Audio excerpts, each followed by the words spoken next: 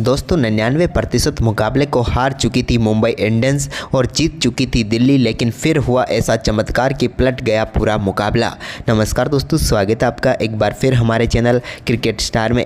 दोस्तों आईपीएल 2025 का आज एक सांस रोक देने वाला मुकाबला मुंबई इंडियंस और दिल्ली कैपिटल के बीच खेला गया, जहां पर दोस्तों एक समय तक तो इस मुकाबले में 99% दिल्ली कैपिटल की जीत हो चुकी थी, लेकिन इसके बाद मुकाबले को ऐसे पलटा मुंबई इंडियंस और रोहित शर्मा ने कि भाई पूरी तरीके से यहाँ पर जीते हुए मुकाबले में हार गई दिल्ली कैपिटल। तो इस मुकाबले का पूरा हाईलाइट तो इस वीडियो में बताएंगे, लेकिन दोस्तों उससे पहले आप भी इस बेहद ही शानदार मुकाबले को देखकर खुश हैं तो इस वीडियो को एक लाइक जरूर कर दें, और साथ ही चैनल पर नए हैं और चैनल को सब्सक्राइब नहीं किया तो चैनल को सब्सक्राइब करके बेल आइकन जरूर दबा लें।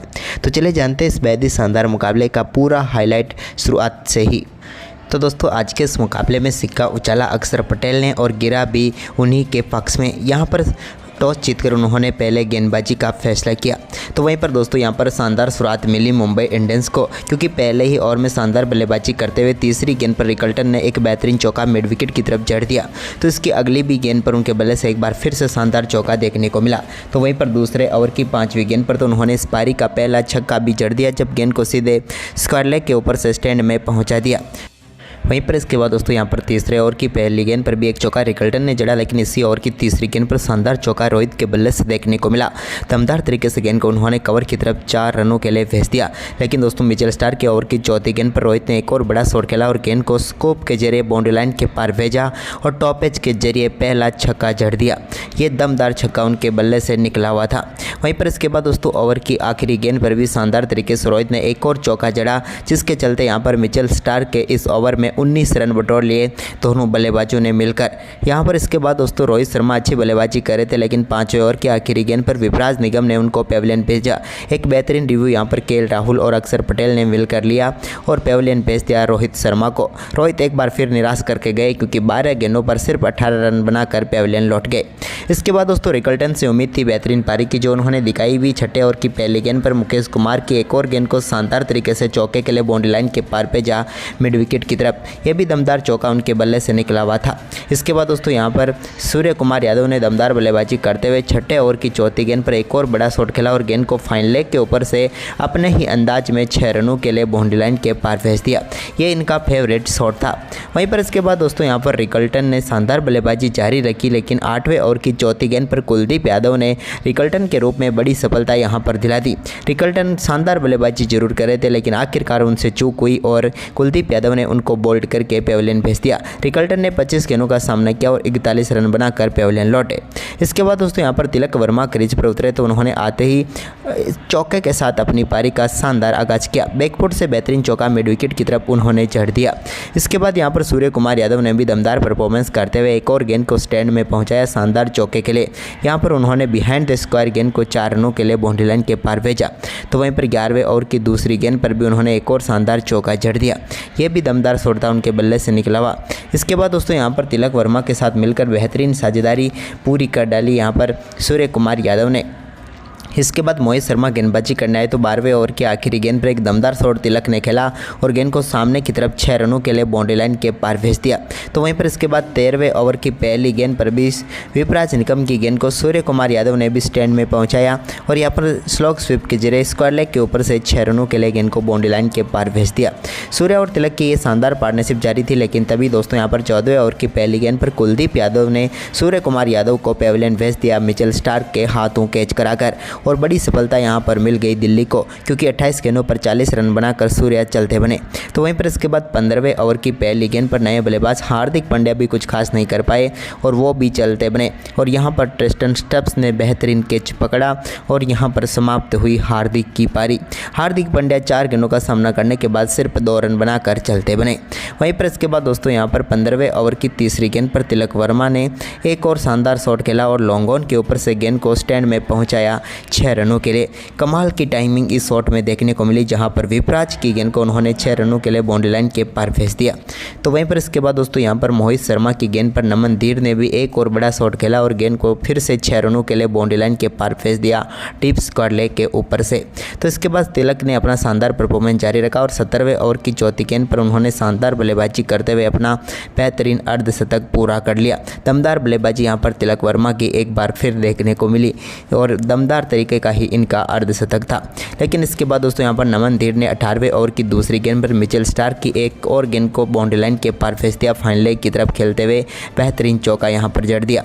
नमन धीर और तिलक वर्मा की ये शानदार पारी जारी रही। 18वें ओवर की आखिरी गेंद पर भी तिलक ने एक और शानदार चौका यहाँ पर जड़ दिया। ये भी दमदार चौका था उनके बल्ले से निकला हुआ। तो वहीं पर 19वें ओवर की आखिरी गेंद पर मोहित शर्मा की गेंद को नमन धीर ने बेहतरीन तरीके से स्कूप शॉट के जरिए बाउंड्री लाइन के पार भेजा और फाइनल लेग के ऊपर से एक और शानदार छक्का यहाँ पर नमन धीर ने जड़ दिया। इसके बाद 20वें ओवर की दूसरी गेंद पर भी नमन धीर ने एक और शानदार चौका जड़ा। लेकिन इसके बाद दोस्तों यहाँ पर तिलक वर्मा के रूप में एक और सफलता मिल गई यहाँ पर दिल्ली कैपिटल की टीम को। बड़ी सफलता मिली क्योंकि तिलक बड़ा शॉट खेलने के लिए गए और तिलक का शानदार कैच पकड़ा यहाँ पर अभिषेक पोरेल ने। उन्होंने बाउंड्री लाइन पर बेहतरीन बैलेंस बनाया और समाप्त हुई तिलक की पारी। तिलक ने 33 गेंदों का सामना किया और 59 रन बनाए। इसके बाद आखिरी गेंद पर यहाँ पर दोनों बल्लेबाजों ने कमाल किया। नमन धीर और विल जैक्स ने दौड़कर 4 रन पूरे कर लिए और यहाँ पर टीम का स्कोर पहुँचा दिया 205 रनों तक और 206 रनों का विशाल लक्ष्य दिल्ली कैपिटल के सामने रखा मुंबई इंडियंस की टीम ने। वहीं पर इस लक्ष्य का पीछा करने उतरी दिल्ली कैपिटल की शुरुआत बेहद ही खराब रही। टीम के लिए फ्रेजर मैकगर्ग और अभिषेक पोरेल पारी की शुरुआत करने जरूर उतरे, लेकिन दोस्तों मुकाबले की पहली गेंद पर शानदार गेंदबाजी करते हुए दीपक चहर ने फ्रेजर मैकगर्ग को पेविलियन भेज दिया। यहां पर बेहतरीन कैच पकड़ा विल जैक्स ने और पहली गेंद पर पहली सफलता मुंबई इंडियंस की टीम को मिल गई और यहां पर दोस्तों एक गेंद के बाद शून्य पर ही चलते बने फ्रेजर मैकगर्ग। वहीं पर इसके बाद अभिषेक पोरेल और करुण नायर के ऊपर बड़ी जिम्मेदारी आ चुकी थी, लेकिन दूसरे ओवर की दूसरी गेंद पर करुण के बल्ले से एक शानदार चौका कवर पॉइंट की तरफ देखने को मिला। तो इसके बाद बोल्ट की तीसरी गेंद पर भी उन्होंने एक और शानदार शॉट खेला और एक बार फिर से गेंद को बाउंड्री लाइन के पार भेजने में वो कामयाब हुए। जबकि ओवर की 5वीं गेंद पर भी उन्होंने शानदार चौका जड़कर इस ओवर में शानदार बल्लेबाजी करते हुए 3 बेहतरीन चौके यहाँ पर जड़ दिए करुण नायर ने। तो इसके बाद दोस्तों यहाँ जसप्रीत बुमराह गेंदबाजी करने आए तो उनके ओवर में भी 2 बेहतरीन चौके चौथे ओवर में देखने को मिले करुण के बल्ले से। वहीं पर इसके बाद दोस्तों यहाँ पर एक और चौका अभिषेक पोरेल ने भी जड़ा जब दीपक चहर की गेंद को पुल करते हुए बाउंड्री लाइन के पार भेजा स्क्वायर लेग के ऊपर से। इसके बाद एक बार फिर जसप्रीत बुमराह गेंदबाजी करने आए छठे ओवर में तो उनके ओवर की पहली गेंद पर बैकवर्ड स्क्वायर लेग के ऊपर से गेंद को 6 रनों के लिए बाउंड्री लाइन के पार भेजा करुण नायर ने और जसप्रीत बुमराह की गेंदबाजी की ऐसी की तैसी करके रख दी यहाँ पर करुण नायर ने। इसके बाद दोस्तों इसी ओवर में करुण के बल्ले से एक और शानदार चौका देखने को मिला जब ओवर की तीसरी गेंद पर एक बार फिर से उन्होंने बैकवर्ड पॉइंट की तरफ से गेंद को बाउंड्री लाइन के पार भेजा। जबकि दोस्तों ओवर की 5वीं गेंद पर उनके बल्ले से निकले एक और बड़े शॉट के साथ ही गेंद को उन्होंने फिर से स्टैंड में पहुंचाया और जसप्रीत बुमराह को लॉन्ग ऑफ के ऊपर से एक और शानदार छक्का उन्होंने जड़ दिया। यानी कि इस ओवर में तो जसप्रीत बुमराह अपनी गेंदों को हवा में जाते हुए ही देखते रह गए करुण नायर के सामने। इसके बाद करुण नायर ने छठे ओवर की आखिरी गेंद पर ही शानदार बल्लेबाजी करते हुए 2 रन लिए और इन 2 रनों के साथ ही दमदार तरीके से अपना अर्धशतक पूरा कर लिया और कमबैक मुकाबले में मात्र 22 गेंदों पर अर्धशतक ठोककर जबरदस्त वापसी यहां पर इन्होंने कर दी। लंबे समय से इनको इंतजार करना पड़ा आईपीएल का और 3 साल के बाद धमाकेदार एंट्री आईपीएल में इन्होंने कर ली। इसके बाद दोस्तों यहां पर अभिषेक पोरेल ने 7वें ओवर की तीसरी गेंद पर एक और बेहतरीन चौका जड़ दिया। यहां पर उन्होंने बैक फुट से गेंद को चौके के लिए बाउंड्री लाइन के पार भेजा डीप स्क्वायर लेग की तरफ। तो वहीं पर इसके बाद 8वें ओवर की चौथी गेंद पर भी हार्दिक पांड्या की गेंद को भी स्कूप शॉट खेलते हुए स्टैंड में पहुंचाया करुण नायर ने। यह भी उनके बल्ले से निकला हुआ एक और दमदार छक्का था जो कि फाइनल लेग के ऊपर से सीधे पहुंच गया स्टैंड में। तो इसके बाद 9वां ओवर डालने आए कर्ण शर्मा के ओवर में भी दमदार बल्लेबाजी करते हुए डीप स्क्वायर लेग के ऊपर से एक बार फिर से गेंद को स्टैंड में पहुंचाया और एक और छक्का यहां पर करुण नायर ने कर्ण शर्मा की गेंद पर जड़ दिया। इसके बाद तो करुण नायर ने हार्दिक पांड्या के 10वें ओवर की 5वीं गेंद पर भी डीप बैकवर्ड पॉइंट के ऊपर से एक और शानदार छक्का जड़ा। हार्दिक भी इस छक्के को देखकर हैरान रह गए थे क्योंकि क्या ही दमदार शॉट यहां पर करुण नायर ने खेला था। इसके बाद करुण नायर ने शानदार परफॉर्मेंस करते हुए हार्दिक के इसी ओवर की आखिरी गेंद पर एक और शानदार चौका जड़ा और इस बार भी गेंद को बेहतरीन तरीके से बाउंड्री लाइन के पार उन्होंने भेज दिया। जिसके बाद तो करुण रुकने का नाम ही कहाँ ले रहे थे। एक के बाद एक बेहतरीन शॉट यहाँ पर इनके बल्ले से देखने को मिल रहा था और यहाँ तक तो पूरी तरीके से कमाल का परफॉर्मेंस करते हुए दिल्ली कैपिटल की टीम ने इस मुकाबले में ज़बरदस्त पकड़ बना ली थी। लेकिन इसके बाद 11वें ओवर की दूसरी इस गेंद पर कर्ण शर्मा ने अभिषेक पौरेल को पेविलियन भेजा। वो बड़ा शॉट खेलने के लिए जरूर गए थे, लेकिन गेंद सीधे पहुंच गई नमन धीर के हाथ में और कर्ण शर्मा को जो सफलता मिली उसने इस मुकाबले को पलटना शुरू कर दिया। यहां पर अभिषेक पौरेल ने 25 गेंदों का सामना करते हुए बेहतरीन 33 रन बनाए। तो वहीं पर इसके बाद दोस्तों यहां पर कर्ण शर्मा ने करुण नायर को गेंद डाली, जिस पर एक बार फिर से कर्ण ने रिवर्स स्वीप शॉट खेलते हुए गेंद को बेहतरीन तरीके से चौके में तब्दील कर दिया। ये उनका एक और क्लासिक शॉट था जिस पर उन्होंने चौका जड़ा। तो वहीं पर इसके बाद गेंदबाजी करने आए मिचेल सेंटनर ने दमदार वापसी करवा दी, क्योंकि कर्ण नायर जो दमदार बल्लेबाजी कर रहे थे उनको 12वें ओवर की चौथी गेंद पर बोल्ड करके पेविलियन भेजा और मुकाबले को पूरी तरीके से पलटने का काम कर दिया। यहां पर मिचेल सेंटनर ने करुण नायर ने दमदार बल्लेबाजी करते हुए मात्र 40 गेंदों पर 89 रन ठोक डाले।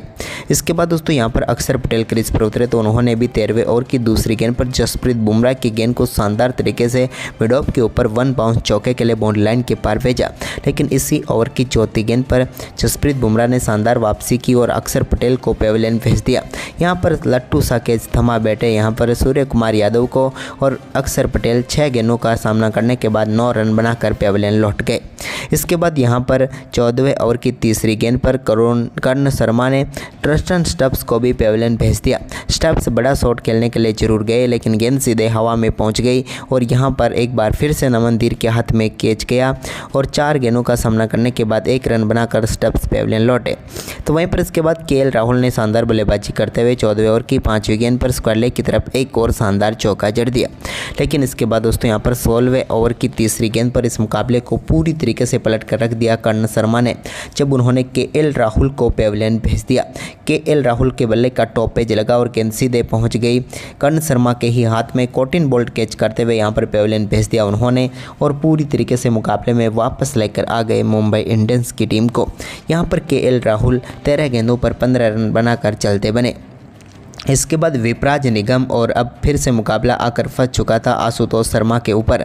इस दौरान दोस्तों 18वें ओवर की पहली गेंद पर मिचेल सेंटनर को एक बड़ा छक्का जड़ने में कामयाब हुए विपराज निगम, जब उन्होंने स्ट्रेट शॉट खेलते हुए गेंद को स्टैंड में पहुंचा दिया। लेकिन इसके बाद दोस्तों यहां पर इसी ओवर में शानदार वापसी भी करने में कामयाब हुए मिचेल सेंटनर। शुरुआती 2 गेंदों पर 10 रन बनने के बाद ओवर की 5वीं गेंद पर उन्होंने शानदार तरीके से यहां पर पेविलियन भेजने में कामयाबी हासिल की विपराज निगम को। विपराज निगम को वाइड यॉर्कर गेंद डालने की कोशिश की और वो गेंद भले ही वाइड हो गई, लेकिन यहां पर रिकल्टन ने गेंद को कलेक्ट किया, शानदार तरीके से स्टंपिंग करके पेविलियन भेजा विपराज निगम को, जिन्होंने 8 गेंदों पर 14 रन बनाए। लेकिन यहां पर मुकाबला फंस चुका था। अब सारी जिम्मेदारी आशुतोष शर्मा के ऊपर आ गई। यहां पर 19वें ओवर की दूसरी गेंद पर आशुतोष ने एक शानदार चौका जड़ा जसप्रीत बुमराह को, तो वहीं पर इसी ओवर की तीसरी गेंद पर भी वो फिर से चौका जड़ने में कामयाब हो गए।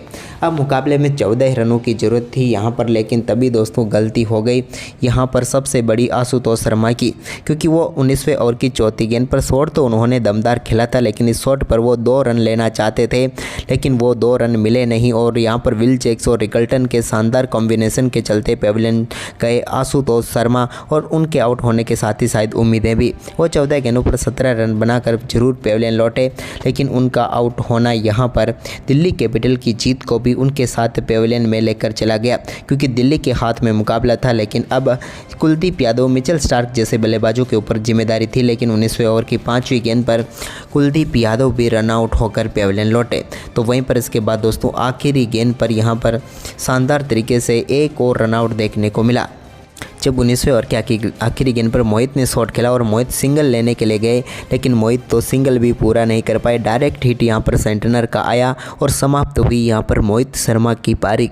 मोहित इस मुकाबले में कुछ खास नहीं कर पाए, यानी कि एक गेंद पर 0 पर ही चलते बने और इस जीते हुए मुकाबले में आखिरकार 12 रनों से हार का सामना करना पड़ा दिल्ली कैपिटल की टीम को। करुण नायर का कमबैक पारी बेकार गई और पूरी दिल्ली कैपिटल की टीम 193 रनों पर ऑल आउट हो गई। तो दोस्तों आपको ये हारा हुआ मुकाबला कैसा लगा जिसको जीत लिया मुंबई इंडियंस ने, कमेंट करके ज़रूर बताएं और इस वीडियो को अपने दोस्तों के साथ ज़्यादा से ज़्यादा शेयर करें। धन्यवाद।